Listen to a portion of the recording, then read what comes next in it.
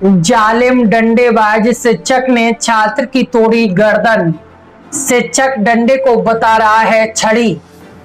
कानपुर देहात में जालिम डंडेबाज शिक्षक ने छात्र को डंडे से मार मार कर गर्दन तोड़ दी।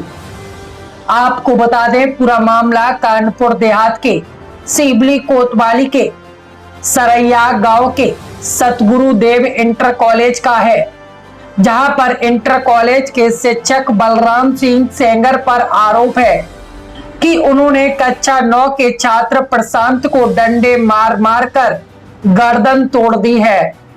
छात्र प्रशांत का कसूर सिर्फ इतना था कि शिक्षक बलराम के कहने पर प्रशांत बैग से किताब नहीं निकाल पाया था, लिहाजा डंडेबाज शिक्षक बलराम ने प्रशांत को डंडे से पीट पीट कर गर्दन तोड़ दी। इस घटना से घायल छात्र प्रशांत के परिजन भी सदमे में हैं। प्रशांत का परिवार बेहद गरीब है, लिहाजा अब उन्हें प्रशांत की टूटी गर्दन का इलाज कराने की फिक्र खाई जा रही है। जब छात्र के परिजनों ने विद्यालय में शिकायत की तो प्रिंसिपल जालिम टीचर की हिमायत करते हुए नजर आए। जब उक्त मामला जिला विद्यालय निरीक्षक के संज्ञान में आया तो उन्होंने मामले की जांच कर कार्रवाई करने की बात कही है। प्रशांत किस क्लास में पढ़ते हो? 9। कहाँ पर? सरैया। ये चोट कैसे लगी है?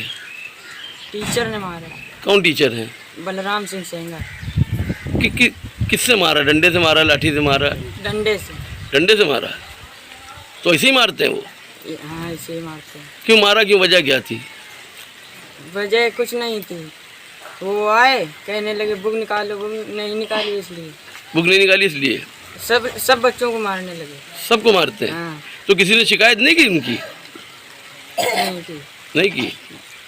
आज तो शिकायत की तुमने? हाँ। प्रिंसिपल साहब क्या बोले? प्रिंसिपल साहब कुछ नहीं बोले। उन्हीं का फेवर कर रहे थे? हाँ। आपका?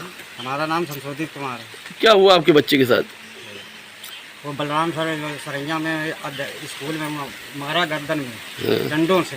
अच्छा, तो कितनी चोटें आई बच्चे के? और उसका वो बेहोश हो जाता है। मैं था, मैं बेहोश हो गया था।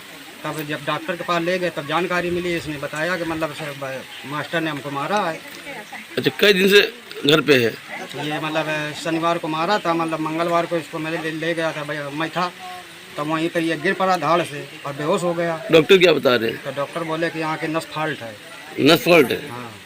अच्छा, गरीब आदमी को कैसे इलाज कराओगे इसका? वही तो सर है, कैसे मैं गरीब आदमी को कैसे इलाज कराऊंगा? क्या पहले मारपीट की शिकायत मिली मास्टर साहब की? नहीं, अभी तो एडमिशन कराया 9th में, अभी तो 2-4 दिन पहले गए। ये खाली आप ही के बच्चे के साथ ऐसा बर्ताव कि सभी को साथ? सभी बच्चों के साथ। 2-4 लड़कियां हैं, उनसे सर पूछ लीजिए आज।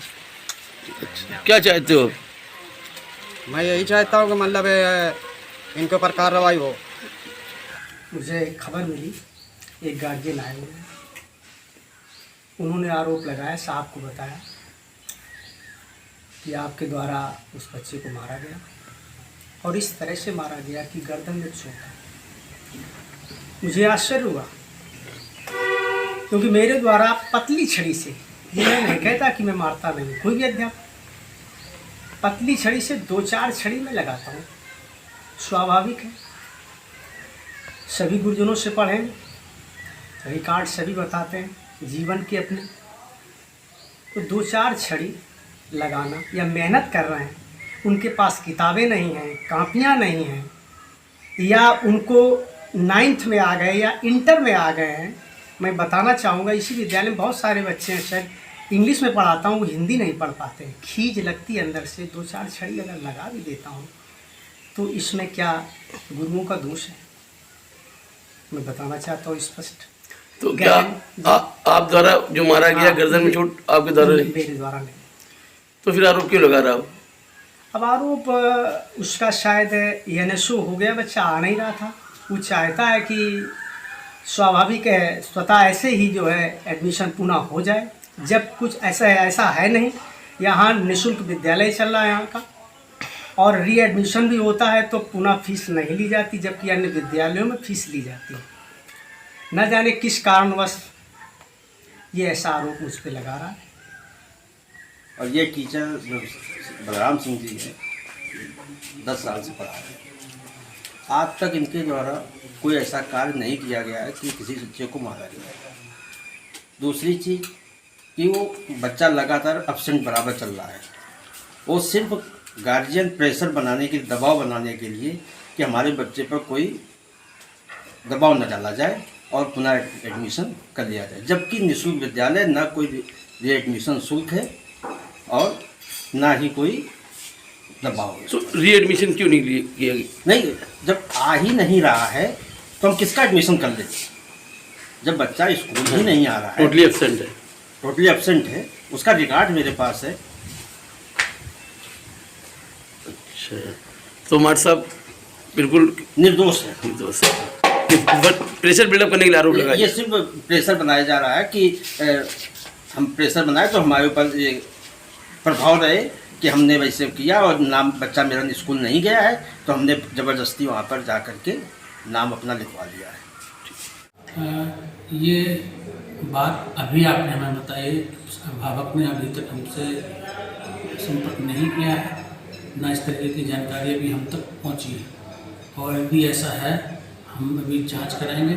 जांच कराने के बाद जो भी दोषी पाया जाएगा उसके खिलाफ सख्त से सख्त कार्रवाई की जाएगी। बच्चे के साथ अमानवीय व्यवहार, बच्चे के साथ किसी ऐसा व्यवहार जो नैतिकता में नहीं आता है वो बिल्कुल ही स्वीकार नहीं होगा। क्या शिक्षक द्वारा छात्रों को इस तरीके से बेरहमी से मारने का कोई अधिकार मानते हैं? बिल्कुल नहीं। बच्चे के साथ मोटिवेशन के साथ पढ़ाई का व्यवस्था की गई है। अब जो नई शिक्षा नीति है उसमें मोटिवेशन, उत्साहित करके बच्चे के भावनाओं के साथ एकजुट होकर पढ़ाई कराने की व्यवस्था है। जहाँ शिक्षण कार्य जहाँ एक और सरकार सब पढ़ें सब बढ़ें का नारा दे रही है, वहीं इस तरीके से अगर शिक्षक कोई कृत्य कर रहे हैं तो उसको किस वो नज़र से? शिक्षक नहीं होंगे, क्योंकि अगर शिक्षक होते तो वो इस तरीके का व्यवहार नहीं कर सकते थे। शिक्षक को प्रशिक्षण जब दिया जाता है तो ये सब चीज़ें बताई जाती हैं कि आप बच्चों को पढ़ाने के लिए किन किन विधाओं का उपयोग करेंगे, किस तरीके की भावनाओं के साथ उनको हम पढ़ाने के लिए उपयोग करेंगे। उनके और बच्चे बहुत मासूम होते हैं और उनके साथ इस तरीके का वो तो भय खाने लगेंगे पढ़ने के नाम से। हम उनको पढ़ा नहीं रहे हैं, अगर मारपीट करते हैं या कुछ और ऐसा काम करते हैं तो उसमें तो हम उनको पढ़ाई से उनको विरक्ति पैदा करेंगे। तो ऐसे अगर इसमें जांच होती है और शिक्षक दोषी पाए जाते हैं तो उसके खिलाफ कार्रवाई होगी।